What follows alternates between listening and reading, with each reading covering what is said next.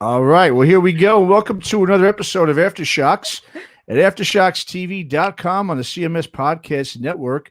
And joining us today, we've got the queen of heavy metal herself, who's here to talk about her new limited edition box set called Magic Diamonds Best of Rock Ballads and Rare Treasures. It comes out November 13th. Ms. Doro Pesch. Doro, thanks so much for coming on with us. How you doing? Hey guys, I'm glad to be on your show. Thank you for having me. Yeah, I'm doing great.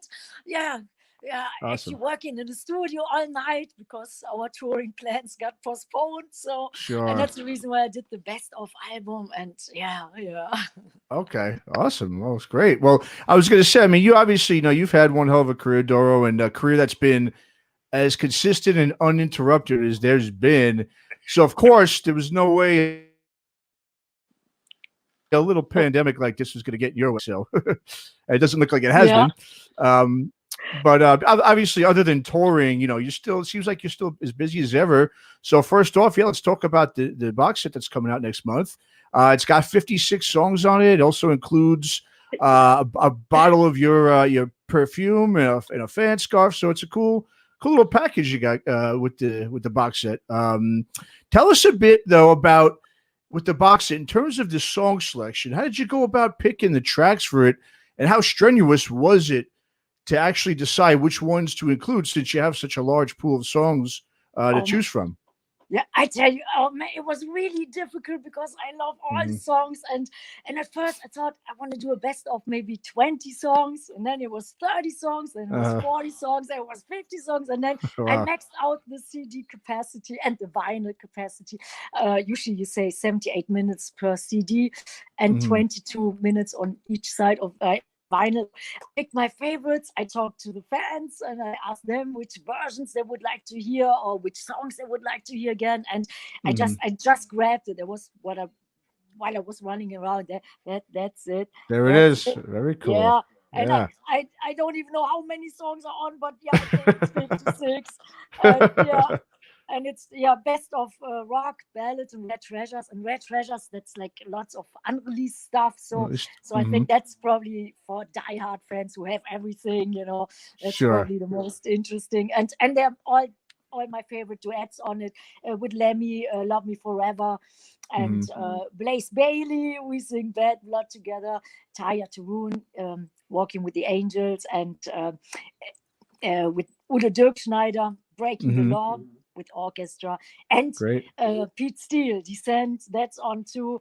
And Awesome. man, I tell you, when I was reading through my archives and listening to all these songs, and many people they're not anymore with us, and I thought, oh Mm-hmm. man, it was so great to hear their voices, to feel their spirits. So, and Love Me Forever with Lemmy, we recorded actually in LA with Bob Kulick, Hmm. who actually left us a couple of months ago. He Yeah. was such a killer, nice guy, great guitar Hmm. player. And we recorded Love Me Forever in his studio. He played guitar on it, and Eric Singer played drums on it. Very cool. Um, so it was pure joy to put it together, and we re-recorded many songs in the studio. We took many live versions, we remixed the live versions we recorded on our last tour, Forever Warriors Forever United, last year, when everything was normal and people were on fire, and it was so Mm. awesome. And so that was on one hand great, on the other hand heartbreaking. When you mix it, you hear everybody's like singing along and and Hmm. headbanging and going crazy. And now we probably will not tour for a long time. We postponed everything for next year, early next year, but Okay. I don't know if it will happen. So we are Hmm. hoping for the best. Yeah. Sure. That's all you can do right now. Yeah. No, I totally Yeah. understand. Well, speaking of Lemmy and old voices, obviously. I mean, I also saw that you recently lent your vocals to a cover of "Love Me Like a Reptile" that will be on Dave Elvison's No Cover record, and that's really cool. I played on the song. It looks like there's a couple of other Megadeth alumni on there. Drummer Chuck Beeler and Greg Handevitt played on that song as well. And it's obviously, it's known very well within the metal community that you and obviously Lemmy were very close friends. You guys did so many duets over the years. You even dedicated your last, full length record to him, and a lot of the tracks I know were inspired by your relationship with him as well. So first off, talk about your experience recording that track, which is obviously, it's much different than dedicating your own tracks to him. And overall, was that experience a very emotional ride for you, or was it more of a celebratory sort of experience, or was it a bit of both when you did that Ah, song? yeah, a bit of both. And talking Mm. about Lemmy, he's right here. You see there he No, there is. it is. Nice. Yeah. Next to the Awesome. angel. And yeah, Uh, I miss him every day. I think of him every day. And yeah. yeah, actually, yeah, man, I'm super sad. Like my best friends, they are not anymore here. It was Mm, Lemmy and Ronnie James Dio. And yeah, but I'm so grateful that I even had the chance in life to meet them and to go on mm, tour together or to record stuff in the studio. Oh God, yeah, I couldn't be more happy. And yeah, it means a lot to me. But it's still, it's like, yeah, it man, it hurts. It it's hurts. her, sure. And I felt like Ronnie, James Dio, and Lemmy, if I would be in trouble, I always had the feeling I could call up in the middle of the night, and say, Mm, "Hey guys, I'm in trouble. I need help. I need your mm, support." So that is gone. Yeah, makes me feel a little lonely. But I have so sure. many fans, and I'm Oh in yeah. good. I'm in good company. The fans are my family. I love them more than anything. So Hmm. that's good. But yeah, but I think of Lemmy, and yeah, you were right. The last CD, Forever Boys, Forever Unite, I dedicated to Lemmy. And that Hmm. was the first song I wrote for this album, and it was called Living Life to the Fullest. That was Hmm. when I was flying to Lemmy's funeral. And then suddenly I got this melody and the lyrics, and the whole song was there. And then, yeah, and the record before, our record Raise Your Fist, the first song for Raise Your Fist was Hero for Okay. Ronnie James Dio. Hmm. And yeah, Yeah. yeah. Yeah. Yeah. Yeah, no, it's always. I mean, and obviously, yeah, it's never like you said. I mean, unfortunately, a lot of our heroes are little by little, obviously, are starting to not be with us any longer. So I guess it's just Yeah. at least you have we always have their music to celebrate, and I think it's really cool that you did a great cover there with David Ellison for his record, and Oh, definitely yeah. can't wait to check that out. Yeah, definitely can't wait to check that Yeah. out. Well, one of the reasons why you've had such an illustrious career, Doro, and you're so respected by metal fans in general, I think has to do with a choice you made also earlier in your career, and that was the fact that you never went and took the sex symbol bait route there, right? I mean, most of the other female vocalists at the time, and I'm not knocking them for doing that, obviously. I mean, I totally understand why a lot of them went that route. Obviously, you have to separate yourself and grab the fans' attention somehow. But you definitely took a road less traveled, and you let your voice and your music do the bidding for the fans' attention instead. And here you are. You're known as the Queen of Heavy Metal, and that title has nothing to do with whatsoever with any of that quote unquote bait that I mentioned. So looking back earlier in your career, what was it that made you decide not embrace that whole sex symbol thing and to not follow what most if not all of your peers were doing at that time? Because when you're young and you have all these offers and promise for fame and fortune, if you just go along with it, it's extremely hard to pass something like that up. And I feel like you gained so much respect in the metal world by not going that route, which was I guess considered the conventional wisdom back then. So, what was it that made you decide to not go that way back when you started out? Actually, I always followed my heart. I always did what I Mm-hmm. felt is right. And I thought, the being too sexy, I think that's not me. I like it natural. I like it, tough and, Mm-hmm. like a Mm-hmm. yeah, more natural sex appeal. I like the black leather, which now it's not anymore real leather because I love animals, so it's all Mm-hmm. fake leather, but I think Fake. it looks good. It It looks great. feels Yeah, good. sure. Yeah. Yeah. And yeah, and actually a couple of times I really had to fight for staying the way I want to stay, and Mm-hmm. like my look. I remember when I first came to America, then the record company said, yeah, you need to be a little bit more sexier and stuff, and more mainstream, more commercial, it shouldn't be so heavy, it shouldn't be so metal. And I thought, oh no, Mm-hmm. I feel metal, which to me metal was freedom, like to do whatever you feel and be yourself. Mm-hmm. So one time, it was the agency, like years ago, and it was when I was younger. The Playboy called and they said, "Yeah, we want to do a nice photo session," and then I immediately said no. And then everybody's jaws dropped because they thought, "Ooh, it's probably a lot of money and stuff," and Hmm. everybody always wanted to get their share. So I said, Sure. "No, no, I never want to do that. That's like, other people do it much better, and that's great. But I'm not that type. I love." Hmm. I love the fans. I love metal. I love music, and I love more real stuff. Hmm. So yeah, but sometimes it was hard because everybody wanted to change the image or sound.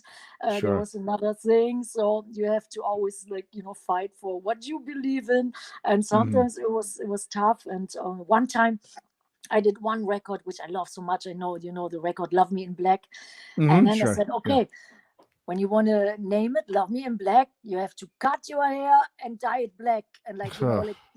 like a Mackie, like. And I said, what? No, no.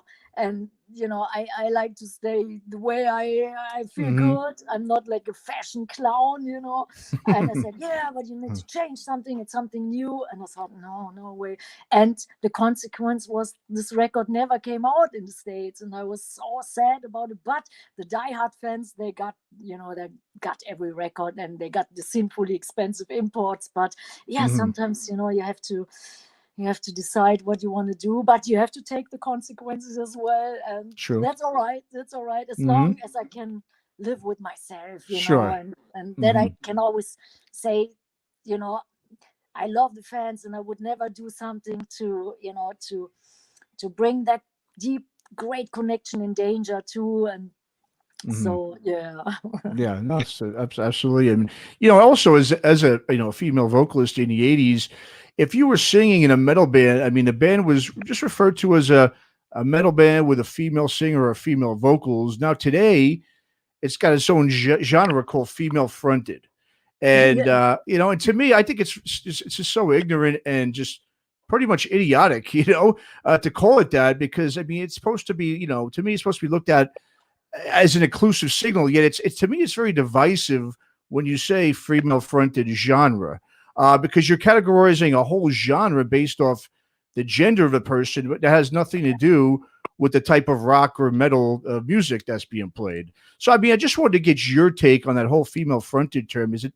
I mean, and do you think it's an appropriate name for a genre? And if you do, I mean, why do you think it is?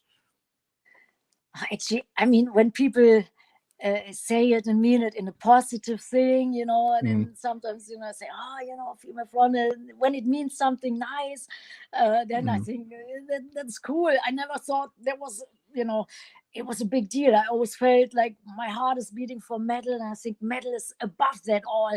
It doesn't Mm-hmm. matter Sure. if you're a man or a woman, or Mm-hmm. or sometimes you change your sex. It's like it's all Mm-hmm. good. It's all good, and Yeah. I think doesn't matter where you're from. I think it's above that. So I Mhm. think it might be what you said. It's a little strange. Maybe sometimes it might be a little bit diminishing, but Mhm.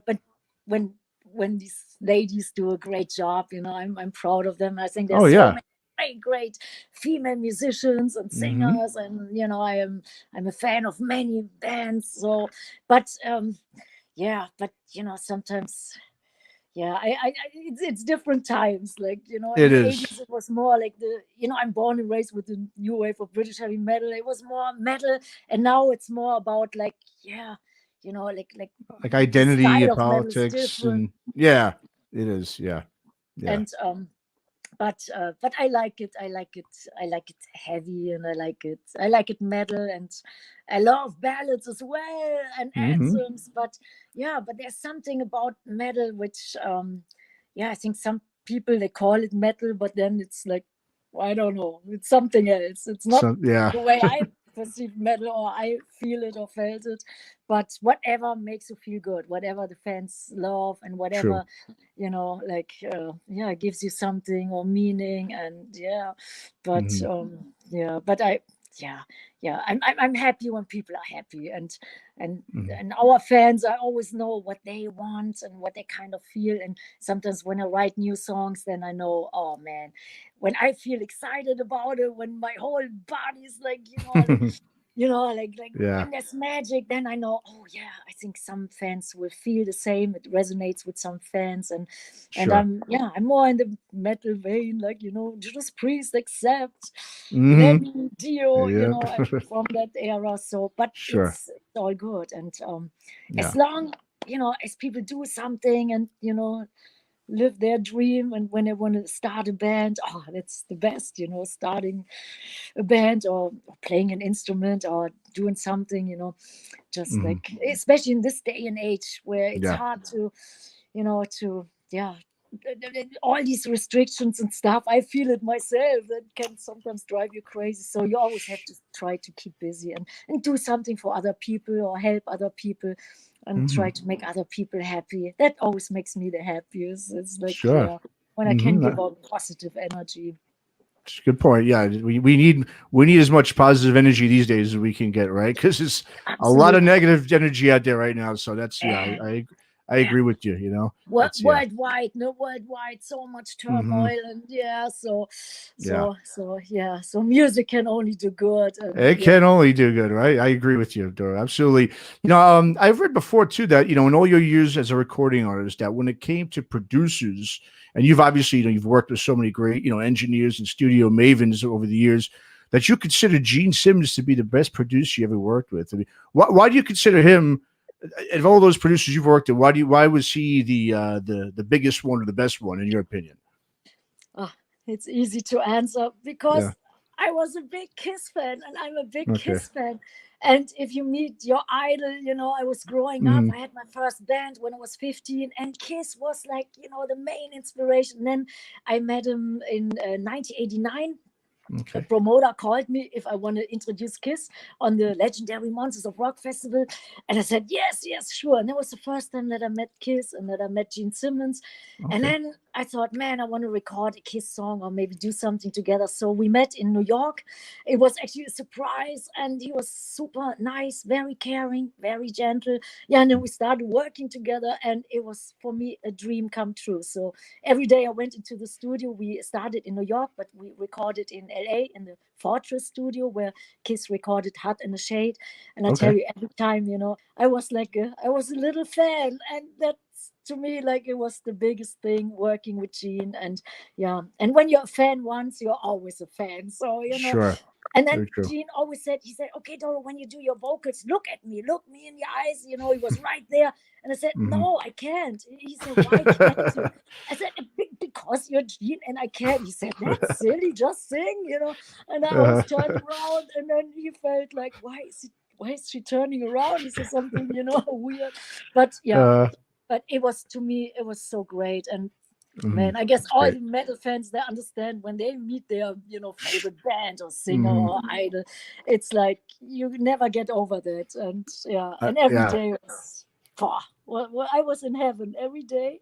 So he Mhm. was the best, but he was Yeah. great. He was a school teacher before That's right. he Yeah, he went to was. this, and he had a very Mm-hmm. good way in teaching stuff. And I give you a little example if you have time.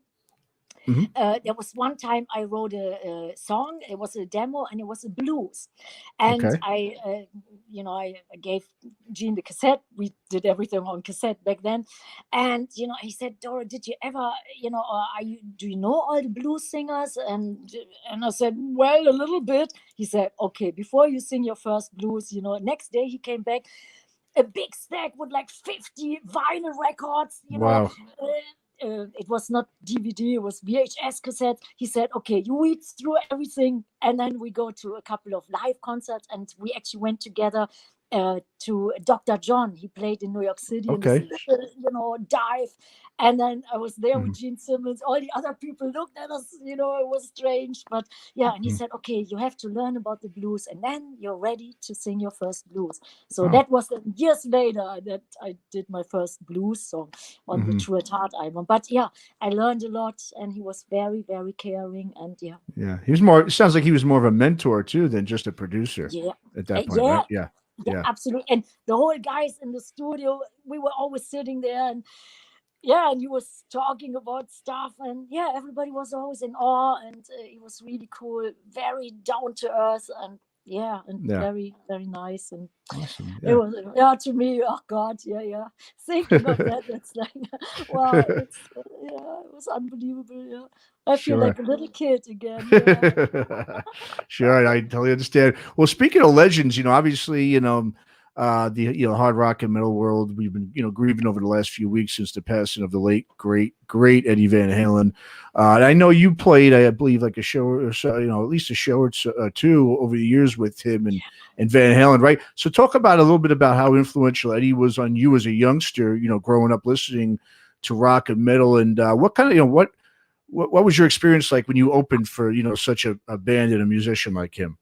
Oh man, it was awesome. I couldn't believe it. And it was so Mhm. great to see him live. I was watching every show from the monitor desk, and live, it was even more mind blowing. And he was always in a good mood. He was always having a big smile on his face, always a Yeah. cigarette in his mouth. And Hmm.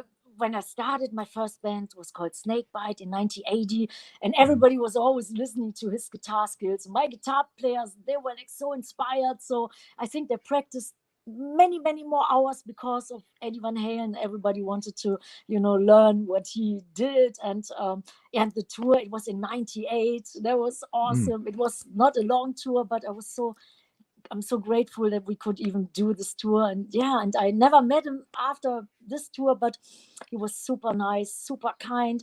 He was like, like a great friend. Like, he Hmm. felt like a brother. He was one of the Wow, guys. And that's of cool. course, my guys in the band, they were like, wow, they were blown away. And Hmm. yeah, and I think, yeah, it did something to us to even, yeah, to get to meet him and to see him play live. Wow. Yeah. Yeah, he was such a talent. I heard that he played all these instruments like fantastic, not Hmm. only the guitar. So he was Yeah. super talented. And Yeah. No, yeah, we he miss him so much. It's Yeah, he's a a big. That's shock. a big, huge loss. Yeah, I know. I totally agree. Well, Dora. When the Guinness Book of World Records, I think, starts recording information about the pandemic, it looks like I think you've reserved your spot in the book, being the first heavy metal artist to perform at a drive-in concert. And I'll be honest with me personally. Initially, I was pretty, skeptical or sour on the whole drive-in concert experience. And I told myself I was just going to wait until everything gets back to normal. But the fact is, we have no idea when that's going to be. And so I've actually now warmed up to the idea of going to those kind of shows. Since none of us have any idea when we're going to see live music again, the old-fashioned way. But so since you have experienced that, I mean, talk about the pros and cons, the positives and the not so good things about it. I mean, obviously, I'm sure it was just great in general to be out there and playing for the fans, but I'm sure there was also some sort of like shortcomings or weird things about it as well. So, what was your experience like when you played the drive-in show in Germany? Yeah, actually, this year we had so many touring plans, the greatest Mm, festivals, like two America tours, two European tours, South mm. America tour, Australia tour. And when everything fell through, the last time I played in America was on the Megadeth cruise, on the Mega cruise in Oh, okay. February. Hmm. One concert afterwards was in Europe with Saxon. They had their 40th anniversary. We played Okay. together with Tigers of Pantang, Diamond Head, Saxon, and Oh, us. And nice. then 1 week later, our tour was going to start. And then everything fell through, and we postponed everything for September, which now that didn't happen. And Hmm. actually, nothing worked anymore. It was really shocking. And yeah, and then we thought, okay, the festivals, everything will be okay when the festivals start, but that didn't happen. So I don't know, somebody called us and I said, well, shall we do a drive-in show? And I thought, what is that? And he said, well, it's an autokino show, drive-in show. You play live and there's a big screen. And I thought, okay, yeah, okay, let's try it. Let's try it. So first time I hopped on stage, I tell you, it looked like our All We Are video. We filmed it in Wow. 87, and the performance was on top of a tour bus, and then everybody was sitting in their cars, and the Hmm. story was like the people were frozen in their cars, and then through the magic of the Warlocks, through the magic of metal, they would come to life and would, rock out with us. So when I Uh, first hopped on stage, it looked exactly like that. It was like mind blowing. It was so surreal, and wow. it was like a deja vu. And I thought, wow, I saw that before. And then we were trying to do a good show. And in the end, I went down to the people singing "All We Are All Together." It was with a lot of distance, so it was absolutely safe. But I was so happy to see them. Everybody had a great time. I played sometimes some little silly games, like when people were stuck in their cars. I said, "Okay, let me see your blinkers," or let me hear you honk Oh, your cool. horns. Okay. And that was actually louder than a Oh, wow. Manowar Motorhead concert. I think that was the last time they put on in that particular city a Okay. driving concert, because it was so loud. And Uh, and then somebody filmed "All We Are," like just 2 minutes, and put it on our Instagram and Facebook and Twitter. And in between 2 days, we had, like, I think 600,000 views. And then more people called us, and some people said, "Hey, we have a drive-in thing here too. We never did a show, but you guys want to do another show again?" We thought, mhm, okay, let's pull it off. So I must say, it's different. It's not the mhm. same like a normal festival or show. Sure. Certainly not. But it's better than doing nothing. And it was Yeah. great to connect with the fans. And we had so much fun. And then sometimes I said, "Okay, let me see you bang your heads." And of course, I couldn't see that. I could see only cars. And I said, "Okay, let me see you shake your cars like there's no tomorrow." And then Mhm. almost the cars were flying. It Oh, was wow. so Nice. awesome. So I think, yeah, we all had fun. And it's, I would lie if I would say it's like a normal show. It's not, but Sure. it's good. It's good. It's the It's, best next thing. And mhm. yeah, I'm hoping for getting back to normal. But it was certainly fun. And yeah, and it's definitely, I like when people have some new ideas. It's a new challenge. It's a new Mhm. adventure. After the first show, my body was so stiff. Every muscle was like, I thought, Really? it's like when you work out for the first time in years. And I thought, Mhm. I gotta get, like in better shape to even survive a drive-in show, because it takes so much out of you. You have to get it going, get Yeah. everybody on fire with lots of distance. And sometimes people had to be sitting in their cars, windows rolled up, so you don't hear anything, you don't hear Okay. any feedback. So you have to Yeah. imagine it's tough, it's hard, it's hard Yeah. work, Sounds but like it. it was Yeah. fun. But Yeah. it was great. Better than That's great. nothing. Better than So nothing, right? Yeah, I agree. Well, I mean, I did notice that you currently have a large number of shows scheduled for next year, which will hopefully take place. Is that still kind of is that has that been canceled? Or are those shows still going, like still scheduled as at least as for now? yeah, for now Yeah, they're for all now, right? scheduled. I, Okay, I yeah, hope I hope it will work. We have great festivals coming up.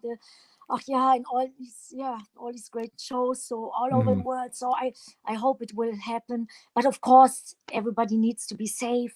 Health is yeah, the most important thing. I was one absolutely. time very sick, and I was 1 year in a hospital, Oh, really fighting for my life. I didn't know if oh, I would survive. So that wow, experience, that taught me a lot. So I definitely, I make sure everybody is safe, the fans, sure. the band, the road crew. So Mhm. yeah, but I hope that we will play Yeah, and I know. get Fingers to the crossed. road I next know. year. Yeah, exactly. Yeah, But if not, then I work on a new record, and we're yeah, already, I have 6 songs, yeah, already done. And yeah. yeah, and the new record hopefully will come out next year. Yeah, I was And going to ask you. I was going to ask you about that. Yeah, I remember reading that it had a 2021 date. You'd released the track "Brick Wall," this past summer, which is a really cool track. So right now things are sort of still up in the air about the new record. Is that the deal? yeah, yeah, Yeah.